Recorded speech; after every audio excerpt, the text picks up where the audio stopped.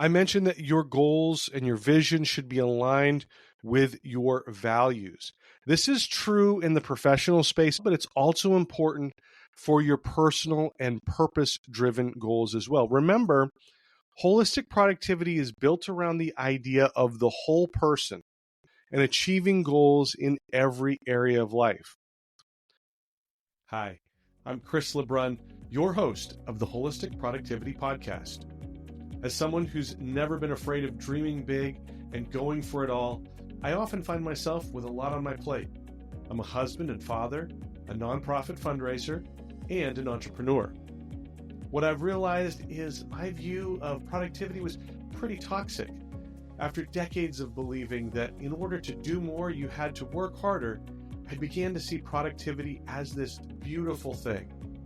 Holistic productivity is the idea that you can accomplish your professional, personal, and purpose-driven goals in a healthy way, and doing so will make you happier and more fulfilled. Join me each week as we break down myths about productivity, share practical tips for maximizing your time, energy, and focus, and hear from others about their productivity journey. This is the Wholistic Productivity Podcast.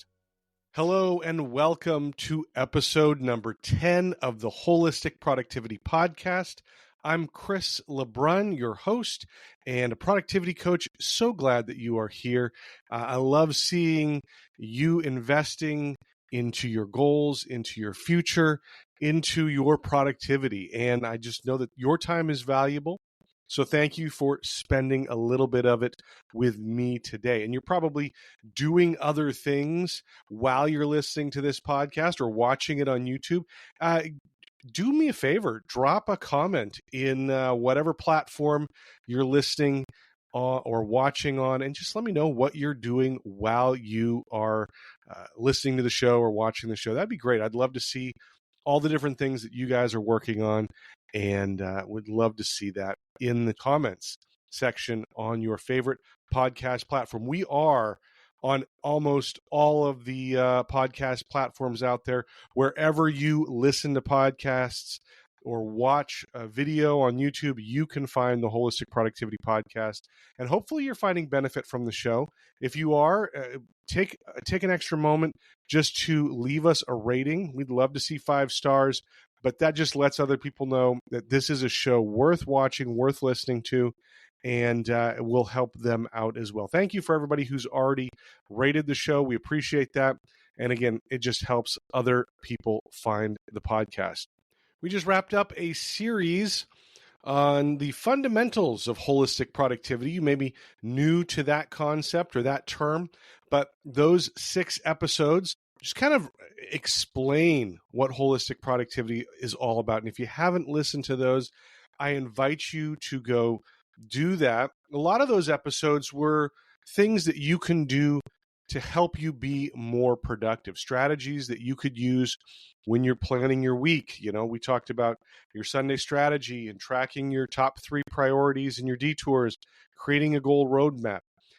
All of those were covered in that fundamentals series. This week, we are starting a 2-part look at some of the reasons why we're not productive. So going a little bit in the opposite direction here, and usually I like to keep things positive. I like to provide strategies that you can use, but I do think it's important that we understand some of the reasons why our productivity suffers, and that way maybe we can do something to counteract that or to combat that. When you look at all of the different reasons that contribute to us not being productive, we can kind of categorize them into 4 different categories. And we're going to look at the first 2 today. We're going to see what those are, help identify them, and some of the things that would fit into each of those categories. And we're also going to look at ways to counteract that or to combat that. The first 2 that we're going to look at today of these 4 categories are motivational and organizational. So let's start off looking at the motivational reasons that we are not productive. Now, this is something that you would naturally think of as those classic culprits of our lack of productivity, right? But there are very different reasons why we lack motivation. The first motivational challenge we're going to look at today is something that many of us are probably very familiar with. It is procrastination, not wanting to get started on something that we know we need to do. Now, this is not knowing what to do, right? We'll talk about that later, but this is not a lack of knowledge of what to do. Procrastination happens when we know what we should do, but we just don't want to do it. And so we put it off until later. We put it off until the future or another time. There may be many reasons why we procrastinate. One is trying to avoid doing the hard work. Mark Twain is attributed with a saying about, if you have to eat a live frog, you might as well do it first thing in the morning, because it's not going to get any worse. Your day is not going to get any worse after that. Productivity coach Brian Tracy wrote a book called Eat That Frog, which talks about starting your day with the hardest, least desirable task or project that you need to do and get it out of the way. Get those things done first. Another reason that we can procrastinate is the fear of failure. If you don't finish something, you don't have to face the results. You don't have to see how it turns out. And maybe you're not excited about the results that you're going to have. Maybe you can sense that it's not going to be ideal. So that's another reason, the fear of failure, that you may procrastinate. Another reason that we procrastinate is our lack of priorities. I always say activity does not equal productivity. And we can think that we're doing really important things, busying ourselves with work that does not need to be done right now, or maybe doesn't even need to be done at all, to avoid that other task that we are procrastinating on. One way to fight procrastination is to have a startup routine, to sort of trick your mind into getting started. Commit to doing the task or the project for just 2 minutes, right? We can do anything for 2 minutes. Then do it for 2 more minutes. And then 2 more minutes. And then keep repeating this. This can help you overcome that desire to put things off, because you say, well, we're just going to do this for 2 minutes. Another startup routine that you can use is something that author and motivational expert Mel Robbins talks about, and that is a 5-second countdown. If you're having trouble, say, getting out of bed in the morning or doing anything, count down from 5. 5, 4, 3, 2, 1, and then do the thing. Get out of bed. Okay?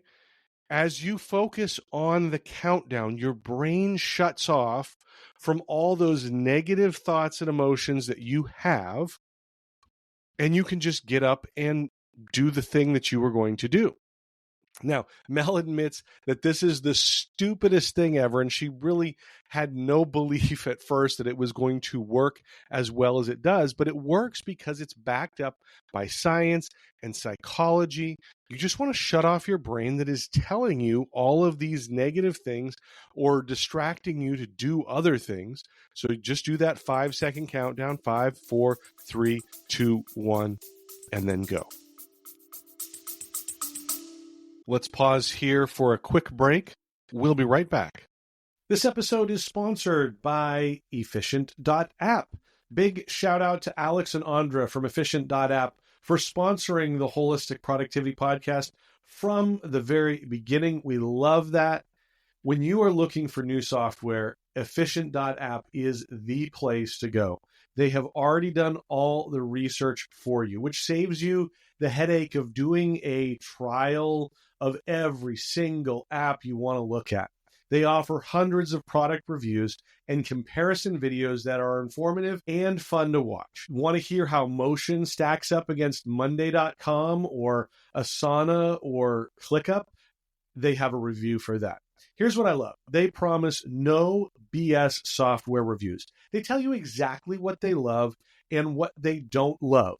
And best of all, they have negotiated special deals, discounts, or even extended trial periods for a bunch of different products. If you're going to look for software, do yourself a favor and let Efficient.app do the work for you. Click on the link in the show notes. That's the best way to get there because you'll let them know that you appreciate them sponsoring the Holistic Productivity Podcast as well. Check them out, Efficient.app. The link in the show notes. You won't regret it. Distraction is another major motivational factor for poor productivity. It's so easy to have one of those squirrel moments, right, where you just are distracted by anything, really, your phone, your surroundings, your mind wandering and thinking about other things. Here are several simple solutions that you can use to avoid those distractions, those squirrel moments. First is modify your workspace so that it's clean and organized and there are no distractions. If you can't reach for something to play with or mess with or look at, that's going to be a way to cut down on those distractions. Another way is to use technology, and that sounds counterintuitive, but your phone has a focus setting to use so that you don't get notifications coming in or little dings and beeps and buzzes and whatever. There's also app blockers that you can use to cut specific apps off after so many minutes or hours of use. Right? If you are worried about scrolling on Instagram for too long, use an app blocker that says, hey, you can't use Instagram anymore. You've used it too much today. Another way to minimize or avoid distractions, you may need to have a conversation with your coworkers. Let them know when you need time to focus. Maybe you can close your office door, or if you're in a cubicle, you can just put a sign up that says, hey, this is my focus time. Please come back later. I'll never forget working with Ashley. She is a good friend of the Holistic Productivity Planner. But a few years ago, Ashley and I worked at the same nonprofit, and our cubicles were right across the walkway from each other. Ashley is a writer, and she would, a couple times a week, she would put a sign up that said that she needed focus time. She needed to focus on writing, and please respect that. And I would always chuckle and laugh with her about how many people would just ignore that sign. They would come up and not see it or just ignore it because they were always coming in and talking to her about stuff. Now, a lot of it was work related, but it didn't help her focus. So again, have those conversations with your team, with your coworkers, and say, please respect this time because I need to get this done. I need to be focused. Another thing you can do is use the Pomodoro method for focus. This is where you set a timer and you focus on something for 25 minutes. And then you relax or take a break for 5, and you come back and you do another round of Pomodoros, 25 minutes on, 5 off. Once you do 4 Pomodoros, take a longer break. Maybe this is time to go out and take a walk or stretch, do something. But that Pomodoro method can really help you focus. It's similar to that 2-minute method we talked about a few minutes ago. If you do something, tell your mind, we can do this for 25 minutes, and then you take a break. Kind of reset and dive back in. Now, in episode 7, I talk about tracking your detours, and I'll put a link in the show notes for that. Tracking your detours just means that you're making a list of all these distractions that you've had throughout your day, and you're looking for patterns or common distractions so you can develop a plan for tackling those distractions. In Ashley's case, she may have needed to tackle a couple of coworkers to get them to see the sign. But when you track your detours, you are just giving yourself the data that you need to see what is distracting you so that you can come up with a plan. Now, detours is a section of the Holistic Productivity Planner. And if you want to check that out, be cool like Ashley and use that planner to help keep you focused throughout the day. I'll put a link in the show notes for that as well. Another one of our motivational detractors from productivity is our mental and physical health. And this may not be something that you think about all the time, but they are very important for our productivity and for getting things done. Physical health is so important. When we get enough sleep, now we have enough energy to be productive in the following day. And we've all had those days where we didn't get enough sleep and we were dragging. If you're sick all the time, you're not going to be functioning at your peak performance. So diet and exercise are important parts of your physical health, and they help lead to good productivity. Mental health is just as important. If you are down or depressed, you are not going to have any drive or very little drive to be productive. And this is why self-care and gratitude are so important from getting to that point where you are down. Or if you are, you can look at your gratitude journal and see what things you have to be grateful for. If you find yourself getting down into an unhealthy space, please talk to someone. Find a professional that you can talk to, find a friend that you can confide in, but make sure that you are talking to somebody and getting the help that you need, because it's very hard for us to get out of a funk on our own, right? Whether it's a spouse, a trusted friend, or a professional, talking to someone is critical for maintaining that mental health when you get down and depressed. So make sure that you are doing that. Here are some simple ways to keep your energy and productivity high. Monitor what times of the day that you have the most energy and schedule your biggest or most challenging projects during those times. We talked about eating the frog first thing in the morning, right? That may be good for you if that's when you have good energy. But if not, find the time that is going to work best for you and use those. Take a short walk when you have the least amount of energy to kind of reset and recharge both your mind and your body. That can be good. But again, knowing when you have energy and aligning tasks with those times is really critical. Now, the second thing that we're going to look at today is those organizational factors for our low productivity. This is primarily a problem with our systems. Lack of structure can lead to being unproductive. And yes, you did hear me right. It may not be your fault that you are unproductive. You may have a desire to be productive, but if you don't have the right systems in place, they won't be working for you. And some of those systems may be out of your control. Now, if they are in your control and you're just not changing them or putting the right systems in place, sorry, it is your fault. So, be aware of that. So let's look at some of these organizational things that would lead to us being less productive. And the first one is not having a clear strategy. If you don't know what direction you're supposed to go in or what your destination is, it's pretty hard to get there efficiently. You might get there eventually. You might get there by accident. But goal setting and your goal roadmap is so important for you to have a clear strategy on your goals. But these goals also have to be aligned with your vision for the future.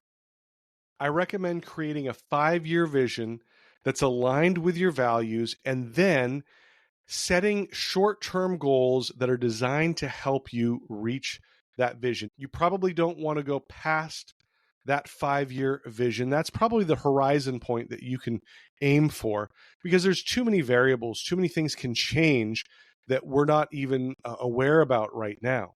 But you want to have metrics and deliverables for year 1, and then for year 3, and of course for that 5th year as well. I mentioned that your goals and your vision should be aligned with your values.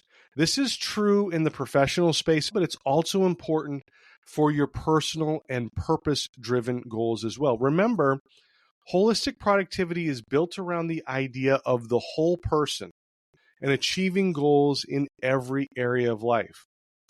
Now, we talked about setting short-term goals in episode 5, and I'll put a link to the show notes for that if you haven't listened to that episode or if you want to revisit it. Another factor in the organizational category is lacking authority to make decisions or move projects forward. That can be a big contributor to our low productivity at that organizational level. Sometimes this comes from a lack of trust in team members. Maybe you have a micromanager that bottlenecks decisions and slows the process down. We see this a lot in the corporate space. You've probably had one of those micromanagers before. That manager that has to be involved in every minute decision. If you are a manager, listen up. The best thing that you can do for your team is trust them and empower them to make decisions.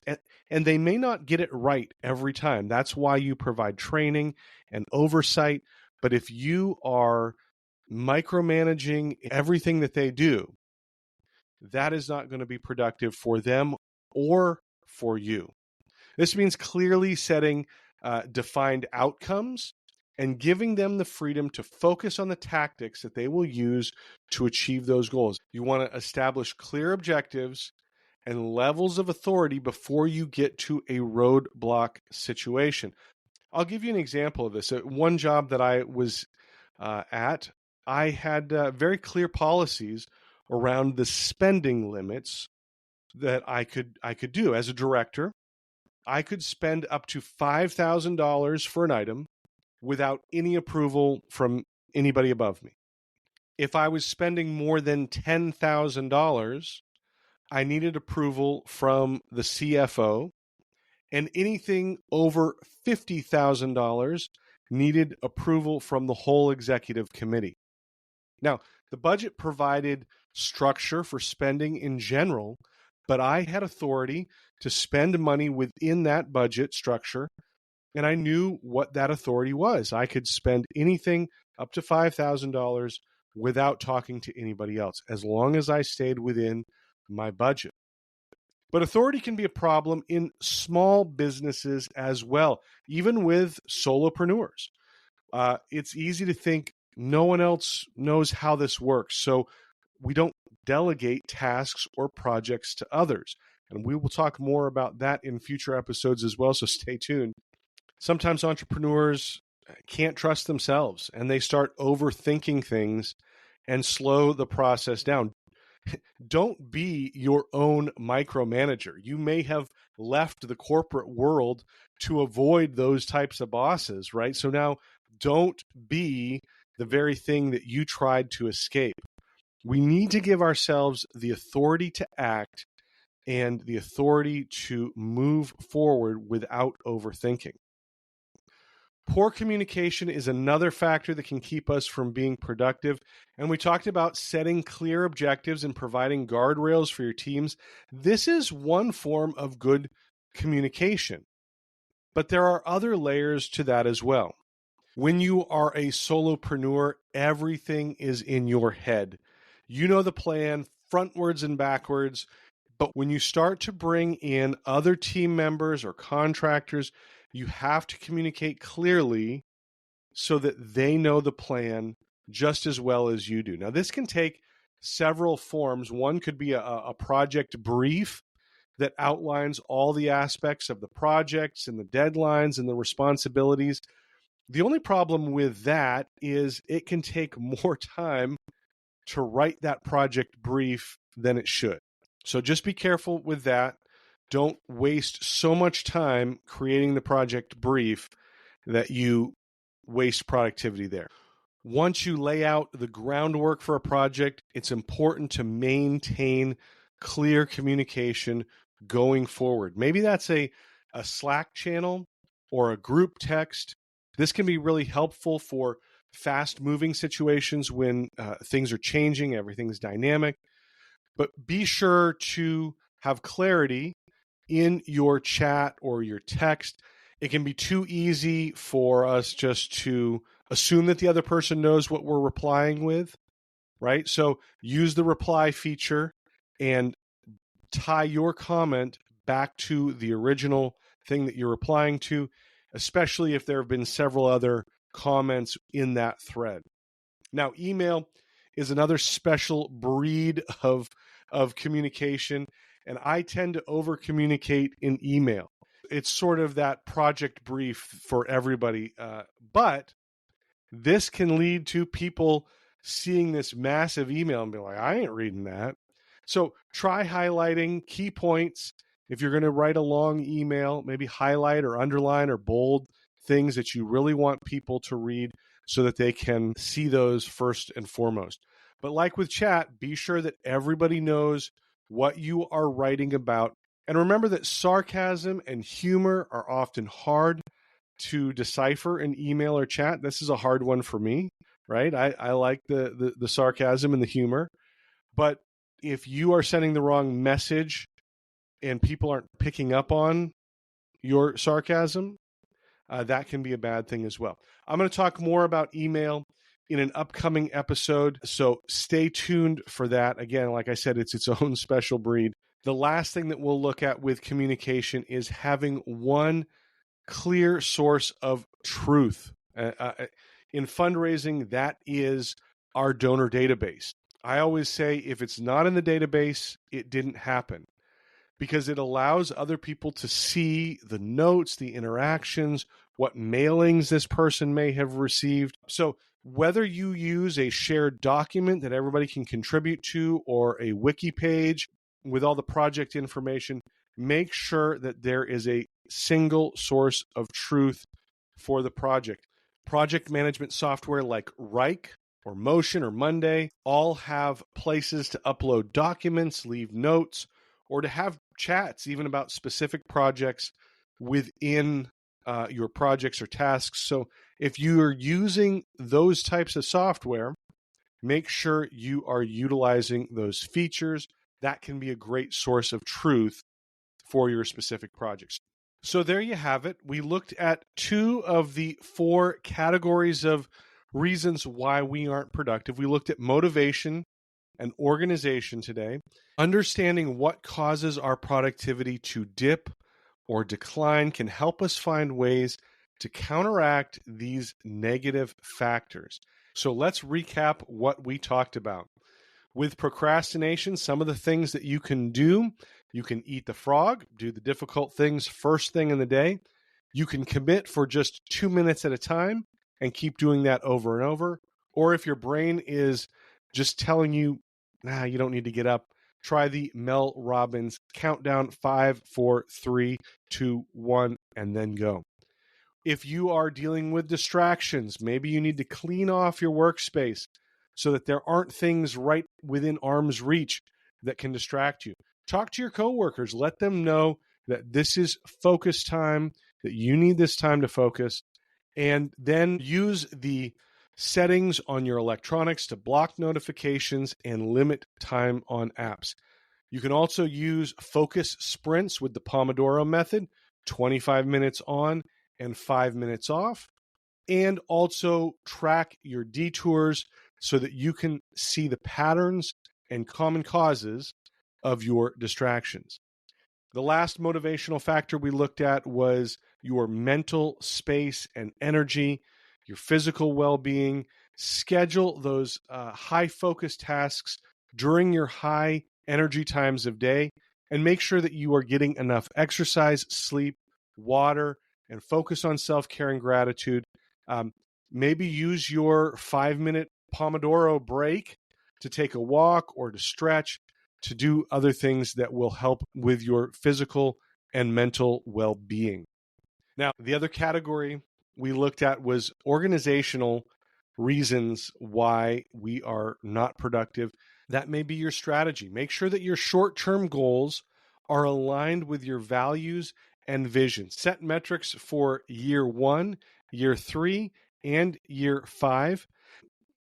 Make sure that you and your team have the right authority to go out and do the tasks and the projects that need to be done. Micromanagement can be a huge bottleneck for big companies, and overthinking can be a bottleneck for solopreneurs and small companies. So make sure there are clear objectives and guardrails, and then let your team do what they need to do to meet the goals.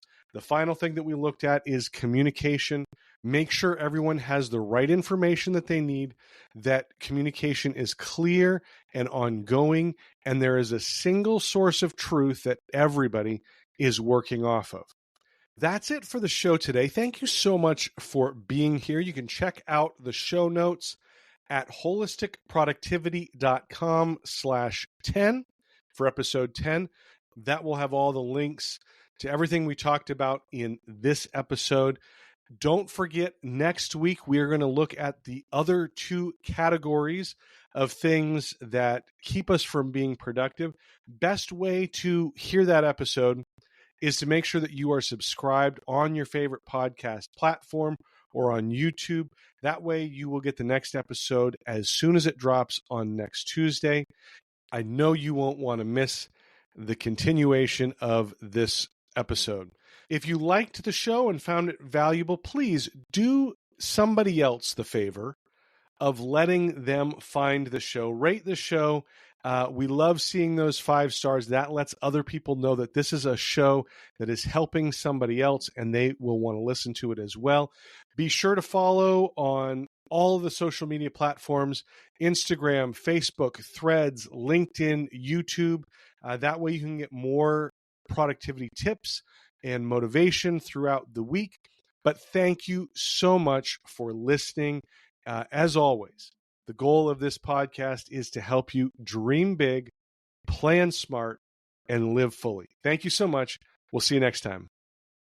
Before I sign off, close your eyes for a minute, unless you're driving. But close your eyes and imagine this. It's Friday. You're excited for the weekend. TGIF, right?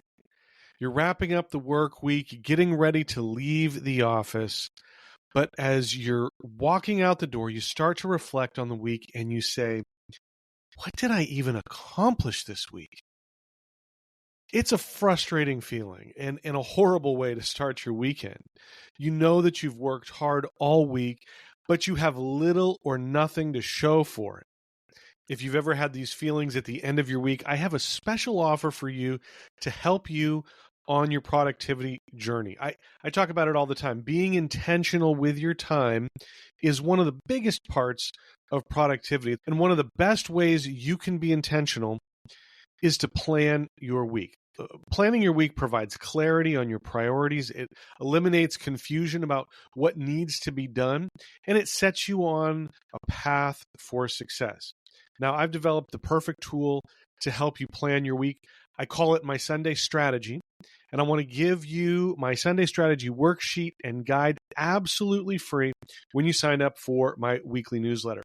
The guide offers clear strategies for using the principles of holistic productivity to plan your week. You'll have a mindset shift away from the toxic aspects of productivity, and you'll get step-by-step directions for using the Sunday strategy worksheet. With my Sunday strategy, you only need 15 minutes each Sunday to plan out your entire week. It'll let you identify major projects and tasks that are coming up, assign those projects to specific days, and best of all, there are different sections for each area of your life: professional, personal, and purpose-driven, so you can reach all of your goals. My Sunday strategy worksheet also includes a weekly habit tracker to keep you focused on the habits that you want to develop. So if you want to avoid those Friday feelings of frustration and despair, you need my Sunday strategy worksheet. It's the perfect planning tool to help you build the winning strategy for your week. It's a resource you can come back to each day to keep you focused on reaching your goals, and it's an accountability tool to help you track your progress. Basically, it can help you have the most productive week ever.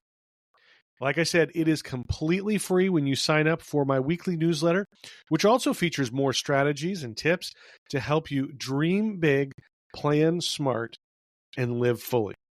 To get my Sunday strategy worksheet and guide, go to mysundaystrategy.com and sign up. That's mysundaystrategy.com. There will also be a link in the show notes But again, mysundaystrategy.com. Look forward to having you back here for the next episode of the Wholistic Productivity Podcast.